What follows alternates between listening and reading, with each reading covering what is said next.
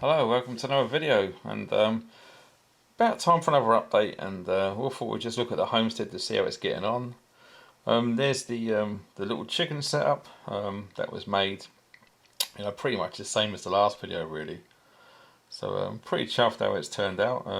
Some of the coop needs some wood filler, which has been sorted now to stop drafts and leaks, etc.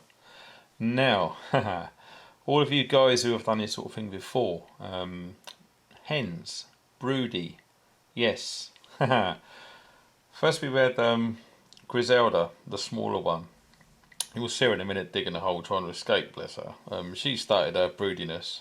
She's come out of it now and she's laying eggs again, which is good.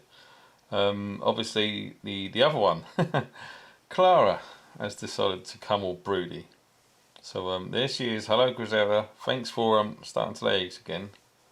Yeah, as I said, the other one. Yep, she's not laying at the moment, so I'm guessing a couple more weeks she'll be okay, and they'll both be back to some sense of normality. But the eggs are great, and we use them to do bacon, etc., and it's all good. Always protein, always good. Now I'm still chuffed about this. I can't remember if I showed this in the other video, but that top piece I just showed you was a garden bench that had been thrown out, and I've just made it into the table, and that's a little bit of fun for the chickens. They love to muck around. Someone was saying happy hens lay eggs, and yeah, it's very true. We've been very fortunate, and it's all part of their play. And speaking of play, that's some grass cuttings there. We just chucked in a corner, and they love rummaging around there looking for worms and bugs and God knows what, and it gives them something to do, because they're chickens and they love to have fun. This has turned out pretty well. What you see in there is lemon balm. Lemon balm's a great herb. Check it out. See what medicinal benefits it can do for you and your family. It's really cool. All that was a water tank that was found up in the loft, and we got a new boiler put in and repurposed it. And yep, it's coming on leaps and bounds. So really happy so far with the lemon balm. A little bit mixed feelings with this part of the garden. It's taken so long to grow all these sort of things. Oregano seeds were sown months ago, and that's all there is. So yeah, I'm not sure what to do. Maybe bring some of this indoors over winter and put it out in the spring. See how we go. Some garden mint, that's always good. It's all in good growing vegetables, but if you haven't got herbs and spices, and all that sort of thing, it's pretty lame. There's some Swedes that hopefully might be going in soon. Not sure if you've missed the boat. See what I mean about the seeds? They're taking so long. Lemon chilli, I planted those 2 months ago, and that's all we got. I'm suspecting it's the soil. It's really, really cheap. I think it was £1 a bag at Aldi. We sieved it, but we've been feeding it all, and it's not all come out too well. But hey ho, this year was all about experiments to see, to learn really. God, typical fog in my throat doing this. Yeah, chilies and peppers. I've had a bad year, to be honest. I think mainly what has happened is all of this got sown a bit too late. I had no intentions whatsoever of growing any veg at the start of the year, but then what come along and it sort of forced our hand, and I thought, well, any crisis like this, food's going to be an issue, so here we go. So I got loads of seeds from wherever I could, planted them all at the same time, and this is where we are. I'm hoping, as I said, to keep some of these in over winter. I'm not sure if they're going to survive, but we'll see. All sorts of oreganos and herbs, and we got some chamomile, rosemary, that sort of thing. It's always good. I'm a firm believer in medicinal stuff, and I'm still to film my video about the immune system drink. That is definitely coming. I just need to find some time because it's going to take a while to do that video. Chilies, they come on really well actually. I picked some of those the other day, and I'm still waiting for the other ones to ripen up nicely. Apaches, they're quite hot. for me anyway. They're great. So yeah, once again, more herbs and rosemary. We got those at a garden centre. They was reducing their prices because if you buy herbs in the summertime, they're at the end of their time. Best to get them in the spring, but I couldn't go back in time. So this has turned out well. We're actually saving the seeds from this basil plant. Always good idea to save your seeds, guys, if you can. There's a lot of moody seeds out there in the market, so you got to be careful. Okay, try and get heirloom organic if you can. The little old deer at the end of the street, she grows her own. Get seeds from her, before you even look at eBay and all that sort of thing. Potatoes, yes. Now, to you guys who are not really sure what they're doing or new to this, believe it or not, that's what they're supposed to look like. This is all tips and hints that I picked up from when I had the allotment before I started my YouTube channel. And you just let them die off, basically, for want of a better term. And in that little section there was some broad beans. We'll have a look at those in a sec. But no, the object of the exercise is to grow your potatoes so they're nice and lush. They flower. Once they started flowering, that's a sign that there's tubers underground. And from that moment on, it's up to you what you want to do. You can leave them as long as possible to get big spuds, or pull them up soon and get little ones. We're going for big spuds, so we'll see how we get on with that one. Now this is interesting. This has turned out a lot better than I expected. The tomatoes, the courgettes and the cucumbers. It was a last minute decision to use that section of the garden. And like I said, and I'll probably say a few more times, this is just an experimental year, okay? So what this is teaching me is when I do this again, I'm going to pay more attention in supporting the crops, okay? I mean, those cucumbers, man, they went crazy. They went absolutely mental. We've had 5 or 6 and there's another 10 or so all over them, and including the little ones like that little fella there. So there's a lot of cucumbers to come, which is good. So next year I might see if I can just get one plant, because we're never going to eat all of them. There's so many. You see that little mesh door at the background for a climbing support. Well, you're going to want something about the size of a fridge freezer behind one plant. That's pretty much what I've done down the allotment actually years ago. Now I remember it, but I just found what I could. This is during lockdown when the streets are empty, and I've just done what I could with. And the object of the exercise was not to spend too much money. But the courgettes, they've gone absolutely crazy. We've had to give loads away because we physically could not eat them all. And they were growing to sizes of small footballs. They were round, very unusual. And as you can see there's still more coming with the little flower spears on the end. So that's a good sign. And lessons learned. Rather than 2 plants, I'm just going to use 1 next year. Personally, I don't like courgettes, or the Americans call them zucchini or zucchini, whatever you want. My partner likes them, so we grew them. Temperature of the soil, about 20 degrees. So it's really good for these sorts of crops. Okay, you don't want to be doing this when we've got really cold weather because they're tender plants and they're not going to fare well in cold weather. So we're on the last days of these now. This video was filmed about 10 days ago now, and at the moment we're on the 6th of September. So this was right at the end of August. It's about a week old. So here's the tomatoes. Absolutely made up with tomatoes. Now what we're doing with the tomatoes, we're growing all sorts of different varieties. I think 3. The cherry tomatoes, the medium ones, and the great big weird beefsteak things. So we've got a mixture of all 3. Now what I'm typically doing, because we've got so many, we literally pick them off when they're ripe or about to be ripe, throw them into a roasting tin and chop up some onions, mushrooms, garlic, peppers, herbs, chuck it all in there, roast it all up, tip it into a saucepan, blitz it up with the hand blender, stir in some cooked minced beef or anything like that, and just pour it over pasta. It's absolutely amazing. It's so much better than any stuff you can get in those horrible, hideous Dolmio jar things. They really are crap.